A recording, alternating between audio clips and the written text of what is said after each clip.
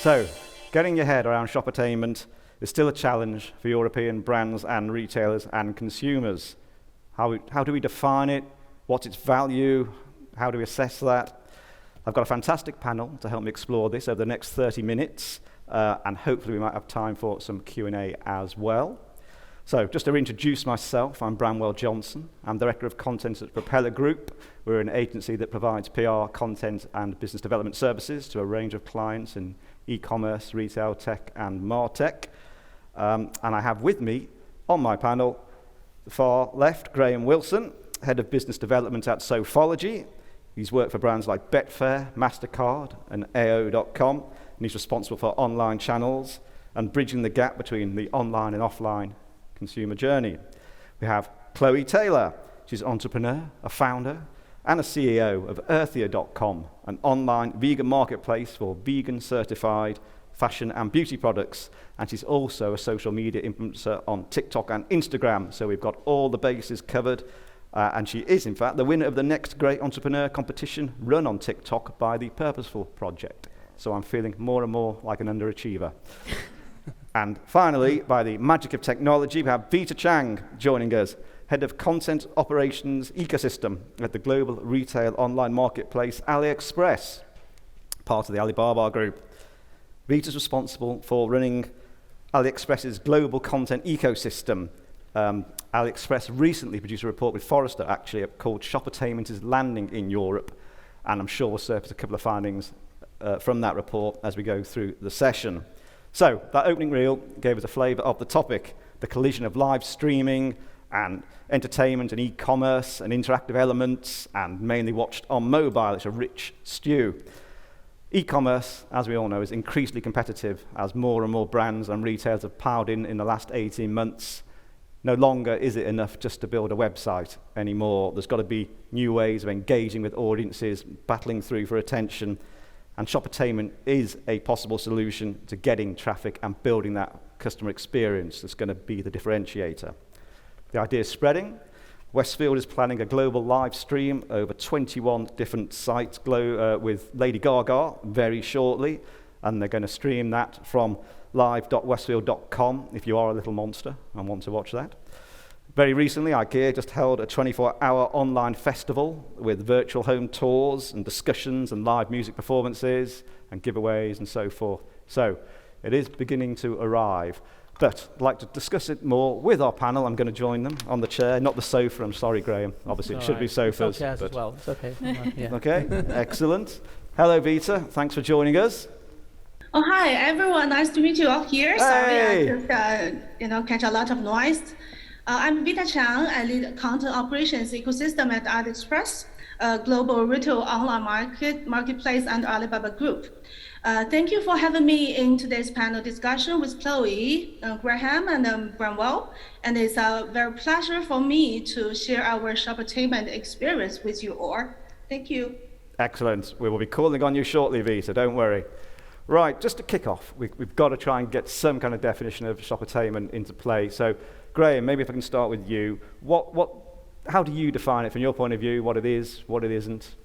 I think for us, it's a way of connecting customers to our brand. We've been incredibly fortunate that during the kind of last 18 months, we've had a live video service in play, which to the keynote has allowed us to kind of connect our customers directly through to our stores, and more importantly to our sophologists, and give them a kind of a real, authentic experience from the medium of their tablet, their phone, or their desktop computer. And I think for us, we've seen this just continue to grow and grow and grow and become a real fundamental part of our kind of customer journey. And for us, it's difficult because it's not necessarily just about kind of games and coins dropping into things for Sofology. We sell sofas where 90% of people want to go and sit on a sofa before they buy it because they want to experience the comfort and they want to touch the fabric. So Shoppertainment, video, these channels have allowed us to basically connect our customers to it and give them that experience digitally when they've not been able to go in store and kind of actually experience it themselves. Thanks, Graham. Chloe, you've had a lot of different experiences. Tell us a little bit about Shoppertainment, what it means to you and how you've experienced it.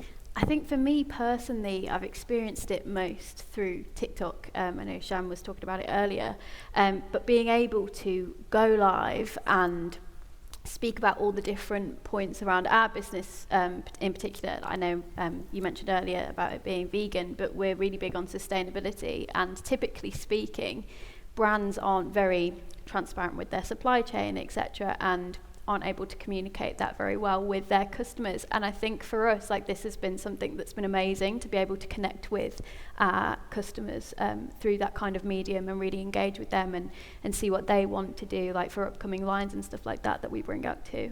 So that's been amazing for us. Thank you for that. Vita, it's probably fair to say that Shoppertainment in its current form has originated in China with many of the platforms and apps in China. Can you just say a little from your perspective how you define Shoppertainment? Shoppertainment is a new form of e-commerce. As part of Alibaba ecosystem, we have seen firsthand how Shoppertainment changed the way people shop online and drove retail transformation and e-commerce success.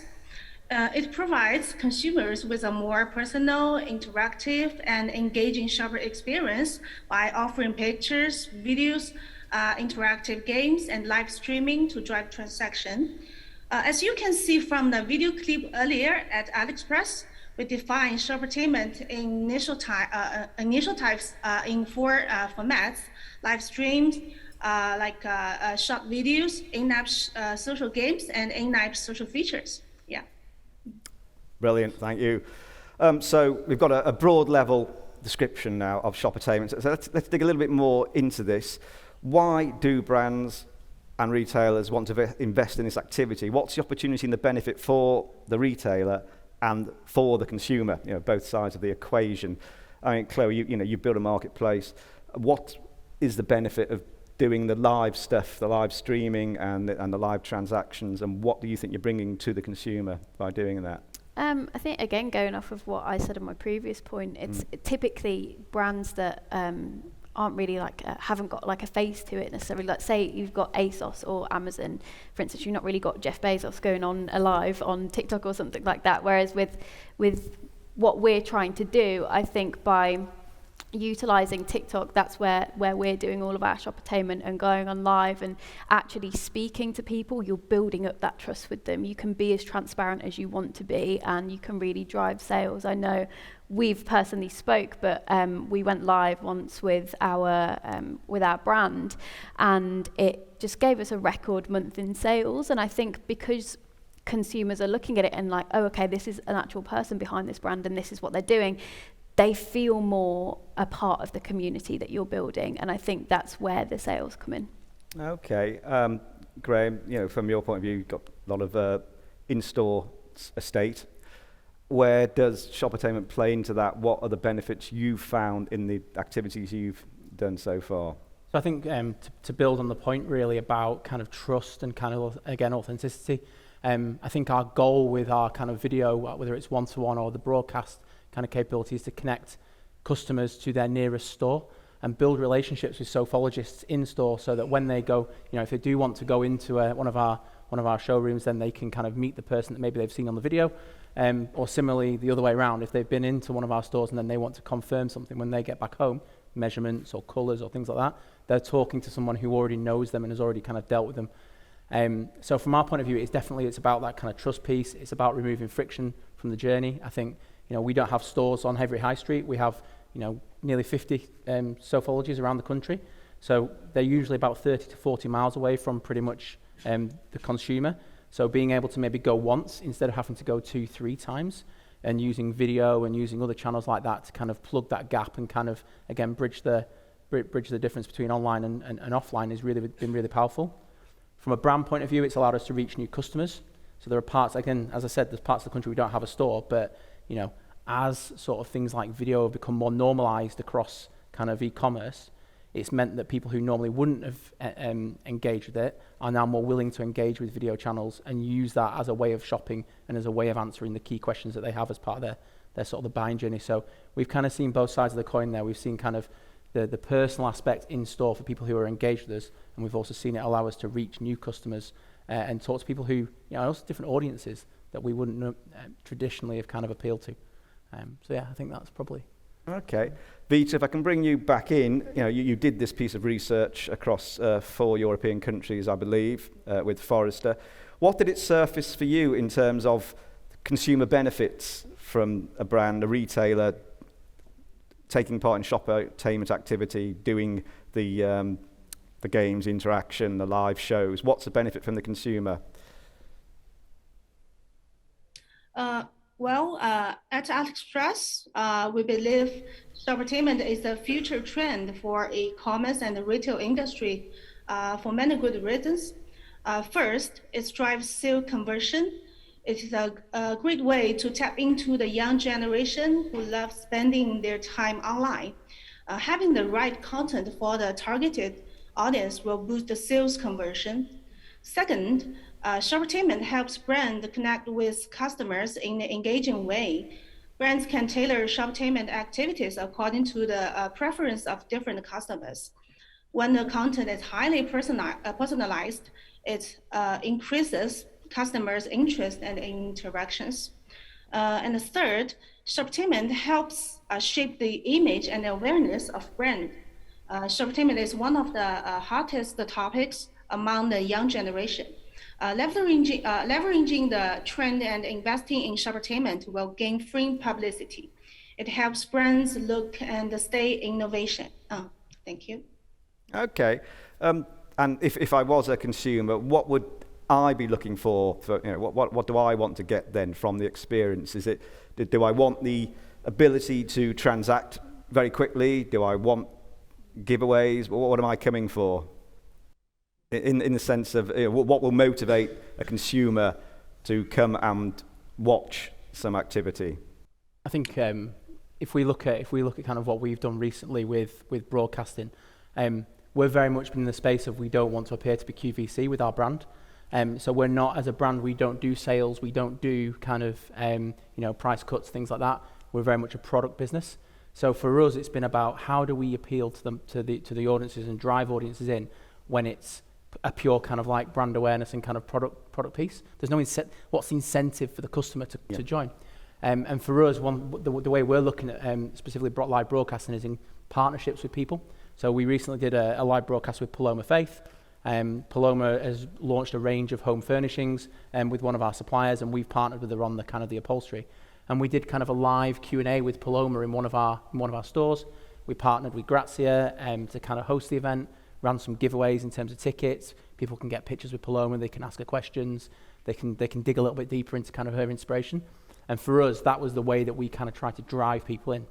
If you look at a Currys of this world, who are, certainly with the partner that we use on this platform, one of the first kind of go live with a broadcast, it was very much kind of influencer-led, made in Chelsea stars, looking to give discounts and giveaways. You've got 100 left of this air fryer, whatever product it was, apologies. And they were very much kind of like a demand, sell type piece. So there was a real hook there from a kind of commercial point of view. So I think you need to look at it from your own brand's point of view and how you're positioned in the market as to what that incentive is for the customer to kind of come and partake in it. And for us, it's all about collaboration and content and information and education more than anything else. Okay, you also mentioned the QVC word. I wondered when it was actually going to come up because obviously the first impression of Shoppertainment might be this is QVC again. Chloe, you're probably too young possibly to remember the start of QVC. No, I'm aware. But from your point of view, what is the difference from doing an in-store live piece and of a QVC style and what we're doing now online? I think it's really important. I think as brands, it's very hard to see on the consumer level, but I think for me, because I'm on the influencer side of that too, I've kind of got the sweet spot of knowing what works and what doesn't. And I think people just don't want the hard sell anymore. People don't want to be sold to. And I think this form of Shoppertainment is absolutely brilliant because you're entertaining people and you're educating people at the same time. And it's almost like they're building that personal relationship with you. They don't feel like they're being sold to and this is another ad that they're seeing. Do you know what I mean? It's more like you're building that community with them. And yeah, I think that's why it's so different. And I think that's why it's so positive as well, because people on the other end of the phone screen really do feel like they have that personal relationship and connection with the brand. Okay. Let's talk about the voice and the hosts and the moderators. What do we think people now value? Go on, Chloe, you go first, because you've done a lot of everything from the sound of it. I think a bit of both. I think what people want now is authenticity. They want that diversity. They want to see real people. They want to see people that they relate to. And I think that's a key part of the relationship building and the relatability of everything that you're doing. However, I also think it's key to have those key opinion leaders and thought leaders in the kind of niche that you're operating in, because if you've got a massive influencer, and I know we're looking to potentially partner with India Rain for a collection in the future from Love Island, and she's vegan, potentially having her audience, so she's got 1 million followers, having them join into the live, it enables you to expand your reach in that particular niche. So I think having a mixture of both is key there, really. Okay, and Graham, can you build on that in terms of the kind of your sophologists and the importance they bring? Yeah, I think we're lucky that the culture of our team is well suited to kind of this kind of channel. I think we always encourage our team to have a bit of fun on the. I mean, it's called Shoppertainment at the end of the day, and so we talk about kind of like demonstrate the product like the customer will use it. So, people don't just sit on a sofa like this; they lay on it horizontally, especially I do. So lay on the product horizontally, give them an idea about size. You're 6 foot. Talk to them about the fact how big you are, so they can relate to you. If that's a 6 foot male laying across the sofa, then okay, that would probably fit in our space, or meet our needs. So yeah, we definitely encourage our team to have a bit of fun on the calls. I think the diversity is important. I think one of the things for us, it's about local connections.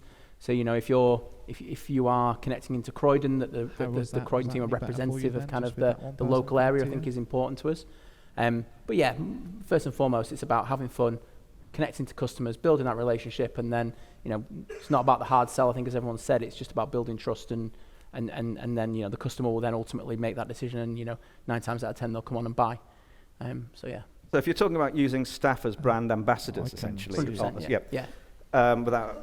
Without putting you completely on the spot, how do you audition? How do you decide who's going to take the limelight and be that face? So we're lucky that we have 11 stores or 12 stores that run the video call system. So we've got a pool of about 60 or 70 kind of sophologists there that we can look at. We have volunteers. So Kelly, who was the sophologist that fronted the Paloma broadcast, she did some of our care videos. So as part of our customer journey, we send customers a video after they've purchased of the product that they've purchased, with the sophologist explaining how to look after it and how to kind of get the most out of it. So that gave us kind of like a huge kind of panel effectively to choose from.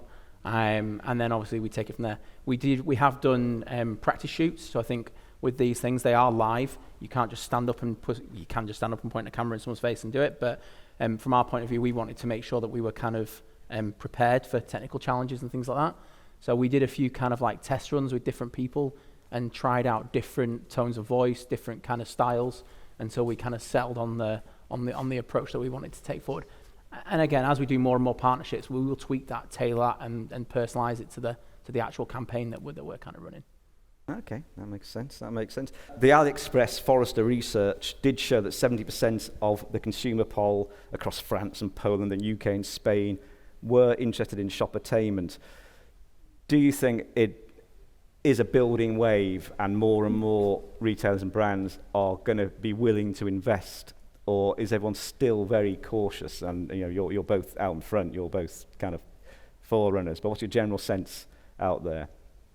I think it's definitely going to be here to stay. I can see that people are already consuming so much content at such a fast rate, and I think it's definitely going to be here to stay. But I know, even speaking with Simon, one of my mentors from the competition I won, he was one of the biggest entrepreneurs and serial entrepreneurs out there 10 telling everyone you need to be on TikTok because that's where everyone is, and that's, you know, doing these types of shoppertainment things, like that's what we need to be doing because that's where all of you people are. And I think from that, what we had with that conversation was that a lot of people are still quite skeptical about it. I know TikTok for a while, when I first joined the platform, a lot of people are like, why are you on that? Because aren't there just loads of kids on there? But there's not. There's a huge variety of people that are on there. And I think brands will end up tapping into that. I actually saw the other day Instagram are running ads on TikTok now, which I found quite funny. So yeah, I think slowly but surely over the next year or so, I think you'll start to see a lot more people joining the shoppertainment side of things and joining through TikTok too. Okay, good, Graham. We've mentioned platforms now, and that the other thing I'd also like to go on to, and maybe get onto that in a second, which platforms are you using apart from your own site? Which kind of social commerce platforms are you using? So for us, obviously, we got our own site and our own kind of channel. The Paloma broadcast was done through kind of our Instagram feed. We utilize Pinterest. I guess one of the things that we spoke about before this was we don't generally use Twitter as an example for sort of connecting to customers. Twitter tends to be more of like a service-based kind of medium for us. I guess looking forwards, you know, we've got things like, we talk about, it's not just video, things like gaming, and how can retailers and how can kind of sort of content producers kind of get more involved, especially in our world, get more involved in sort of the gamification space, whether that's putting products into games so that customers can then experience it. It's an interesting challenge for us because typically, you know, the average age of maybe someone who's playing Fortnite isn't necessarily the average age of our kind of traditional customer, but if you look back to 2019 December, you wouldn't have said that people would be buying sofas for thousands of pounds over video. So it's not to say that, you know, that isn't something that we should be trying and testing. Mm-hmm. I think that's important. I think no channel is a bad channel. I think you've got to test it, and you've got to try and learn and understand how customers use it and how your brand can use that as a tool to connect with your customers and even more customers. So yeah, for us, the main ones will be our own website, Instagram, Facebook, Pinterest, but certainly we wouldn't close doors to kind of any really. So. And which channels do you work across then, Chloe? Which ones what kind of media mix works best for what you're trying to do? At the moment, our two top ones are Instagram and TikTok. TikTok, though, I feel like is a lot more beneficial for us because we're really targeting the Gen Z audience, and that's exactly where they all hang out. So that, and being able to get significant amounts of reach and find new people and educate them on what we're doing, that's really helped for us so far. Okay, I'd like to get a little bit granular and get some more granular advice now about setting up a live stream, the nuts and bolts you're going to need to bring together. Graham, you talked about Paloma Faith. What are the nuts and bolts of putting together? What do you need to look at? What do you need to consider if you're going to try this? And what are the possible pitfalls? So aside from kind of, I guess, getting the sort of the presentation and the presenter sort of lined up, I think we did ours from our Croydon store. So you need to have a really, really good setup in there in terms of things like lighting, Wi-Fi. From a technical perspective, you need to make sure that that's kind of all kind of ticked off. You need to make sure that you've got a good team of people around the moderation piece as well. At the end of the day, it's a live broadcast. That means you're going to get comments, you're going to get questions that you may not have foreseen and you may not necessarily be prepared for. And obviously, with the world that we live in, everything's visible, which is fantastic, by the way, because everything should be transparent, but that also can bring its challenges, especially when you're working and you're collaborating with brands and kind of people who are kind of very protective of their kind of sort of social reputation. So you need to be 100% prepared for that. And that will probably be that's probably one of our biggest takeouts actually of the Paloma experience, was how do we moderate, how do we prepare ourselves for the comments and the conversations that are going to come about your broader business as well. So yeah, that will be it. So make sure you practice, make sure you don't be afraid to fail in terms of, the things will go wrong, things will not go as you expect, but make sure you wash up afterwards and you learn for the next one. But yeah. Certainly things don't go as you expect. Yeah, I was going to mention that, but I didn't know whether it was a bit like shaky ground. But that is a key point. We're talking about something interactive, and you can't necessarily absolutely control everything. You have to be a little bit of brand relaxation and go with the flow. Chloe, what's when you're preparing, when you're getting something set up, what's the advice?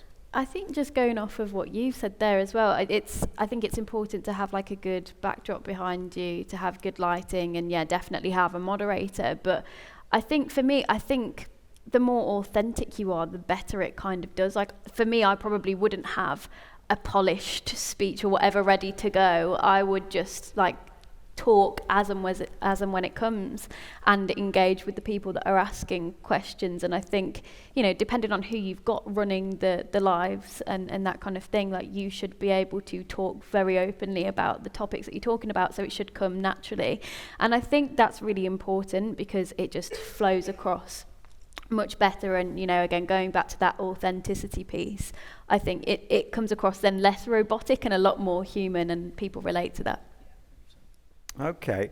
I'm curious to know also about the kind of suppliers you might work with. We've talked about the platforms, but when you're entrepreneurial, you probably do a lot of stuff in-house and try and do as much as you can. If you're a huge, massive multinational, you may have huge in-house studios and a whole team already on staff, whereas it's obviously a kind of middle spot as you're trying to scale. What kind of suppliers do you need? Interactive chat suppliers, filming studios? Graham, who have you worked with? I mean, for us, we work with a company called Go In Store.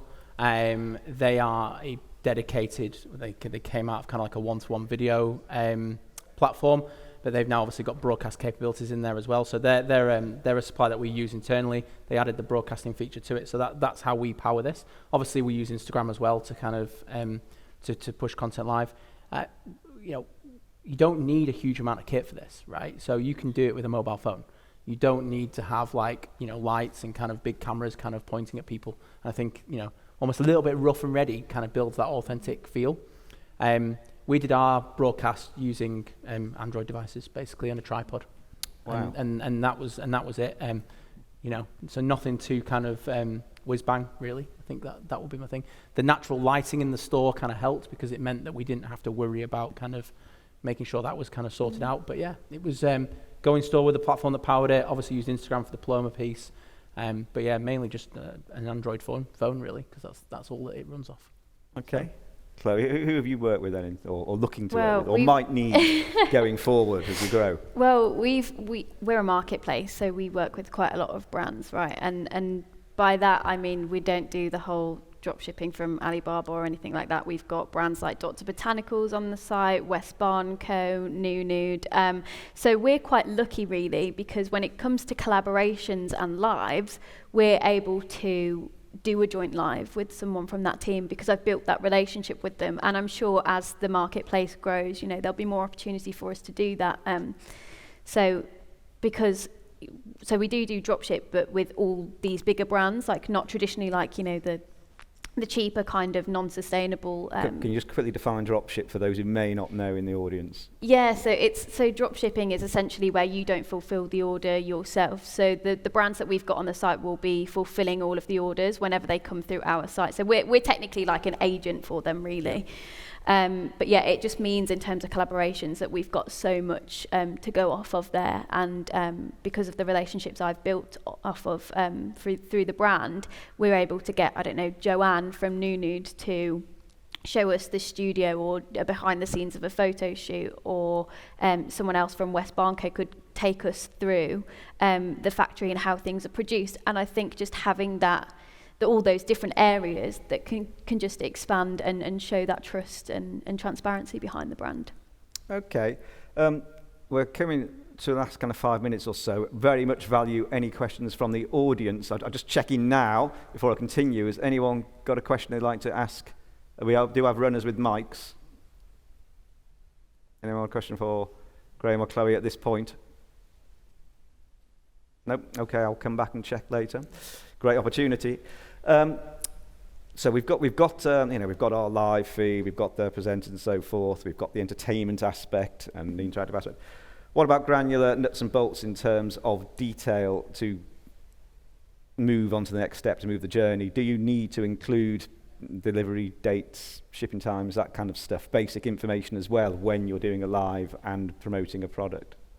I think you definitely can do that. I wouldn't say it's necessarily crucial, because I feel like by having that information out there or pinned or whatever in the live video, it does then look like a hard sell, which you kind of want to avoid. But if you're talking to someone and they're going to your website anyway, like for us, for instance, we've got a banner at the top that talks about shipping and delivery. Like if someone's leaving the platform to get to your website anyway, it's not necessarily like you would need to have that in the live stream. But if someone asks the question, then of course it would be answered, yeah. Okay, and Graham, how do you deliver that basic information that's so vital to ultimately engage the customer and get them to buy something, and so they understand the process? I think for us, we always talk about the fact that you should treat customers on the Sophologist Live service as though they're customers walking through your door of your store. There's no difference. It's just one's choosing to do it through a digital channel, and one's choosing to do it physically walking through the door. So for us, the customer journey and the experience is exactly the same, whether you come on the video or whether you go on, whether you walk through the store. I think for us, the advice that we give to our sophologists is, quite often there can be times when there's silence on the call, and we hate that. It could be that you're walking from one product to another product and they're at different ends of the store. You wouldn't be silent if you were in store. You will be talking to the customer. You will be asking them questions. You would be sort of trying to find out more information about what it is that's kind of going to influence their buying choice. So we definitely kind of like amplify that kind of message to our team. So as you're walking around the store, find out as much information as you can. Find out if they've got pets, if they've got kids, if they've just moved house, if they're decorating a room, whatever it might be. That then when you get to the product, you can then either point out a new one because it's on your path, or you can talk about features and benefits of the one that you're going to. So it definitely isn't about kind of like necessarily promoting price and things like that. That just is a product of the conversation that you're having. That will take care of itself, and you'll get into that journey at the right time. The video side of things for us is all about that relationship. It's all about connecting the customer to the product and making sure that they've got the right thing for their needs and wants. Okay, that makes total sense. And without giving too much away, what's your plans for next year? Are you going to up investment in what we're going to call Shoppertainment? Yeah, 100%. It's definitely, a lot of our competition, you just have to look. And again, we were very, very fortunate that before the pandemic, we were the first furniture retailer to be live with this. So, and it took until pretty much November for another one to come on board. Now everyone's on board with this. Everyone offers video calls. Some do it better than others. Some use the same supplier. And actually, what we say is that we don't worry about who's using Go In Store, because Go In Store is just a platform. For us, it's about how we get across our message and our brand to our customers that differentiates ourselves. Definitely going to be doing a few more kind of live broadcasts. That's something that's going to come out. I think we need to find a way to utilize the content that's produced out of the live broadcast more on site. Mm-hmm. So, we've seen with the Paloma piece that we had a good number of people watch it live, but we've had even more people watch it back afterwards because we try and promote it a little bit more on our different channels to sort of give people the opportunity to take it in if they miss it. But yeah, we're open to all kind of ideas with this. So 100%, there's going to be definitely more to come from our point of view on it. Okay, and Chloe, what about you for next year? Have you got a lot of live ops in the mix coming up? Yeah, definitely. And the more that we expand our brand database as well, the more opportunities we've got there. But I think really it's just watching trends and watching how consumers behave and just adapting to that. One of the things that I'm wanting to do next year is with the website where we have almost like a Tinder feature where there's a consistent product flow that you can swipe left or right on, and it adds it to a wish list or to your basket, which I think will be quite cool. And yeah, then just expanding our collaborations. I know earlier I mentioned potentially doing a line with India Rain from Love Island, and I think that would be really, really cool for us. So that's our future plans at the moment. Fantastic. Last couple of minutes, any question at all anyone wants to put to the panel while we have them before we wrap? I can see one person with a hand up. Have you got a runner with a mic? Two, gosh. All right then, quick questions as we are running out of time. Here comes a mic. I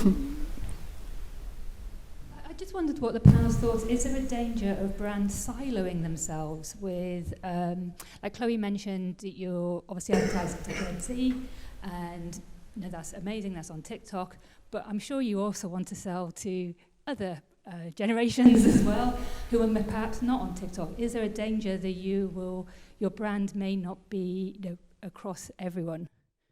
Well, I think you know, where TikTok is our mass majority of our audience, there's a difference between having a target audience and being like, we're reaching everybody. Do you know what I mean? First and foremost, I think being niche specific and being really focused on who your target customer is, I think that's key. But we have actually noticed quite a lot of the people that are buying from us are in their 30s and 40s.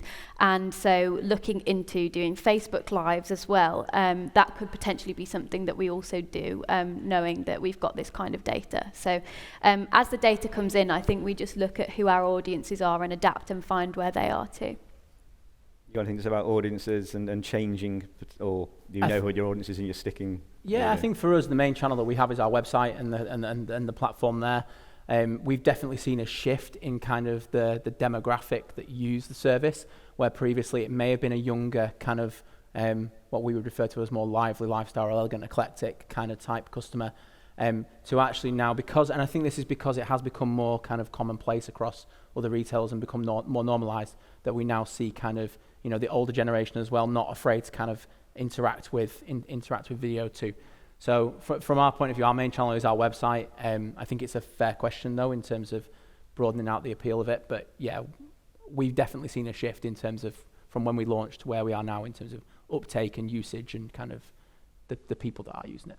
All right, and I think we saw one more question. Did we have one more hand up? Over there, I think. I can't see the lights getting me. Yep, someone over here, if you get the mic at the far end.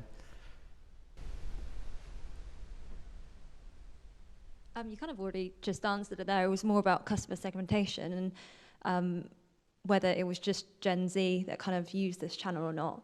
But also, I guess, if you haven't really touched on, like, if there's a particular gender as well that uses it more. Good question. Depends if you've got your demographic breakdowns and your... Yeah. So for us, we find that a lot of our audience is more female oriented because we are a vegan marketplace. I think just from research, women are more in tune with their emotions and that kind of feminine side. So we've found that we've probably got like 90% of a female audience. And fashion and beauty are two of the biggest things that are on TikTok at the moment. So we really need to be a part of that, and that's where everyone is for us. But we do also have products for men out there, and we have collaborations with other male creators as well. And you know, we're trying to be very accepting of everyone. So whether it's the LGBTQ+ community, and having kind of like unisex products out there too. So we're trying to really like hit all of the different demographics within that, so that people feel accepted.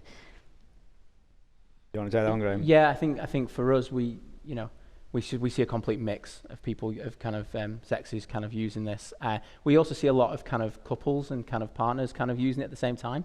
So quite often the team will be on the headset, kind of walking around the store, and they will be talking to a household in effect who might be using their tablet or something like that to kind of look at the product as well. So it's not for us. It's not although it's a one-to-one video experience. It's not necessarily just one-to-one. It's kind of typically can be one-to-many from a customer and consumer point of view as well. So excellent. Well, thank you for that.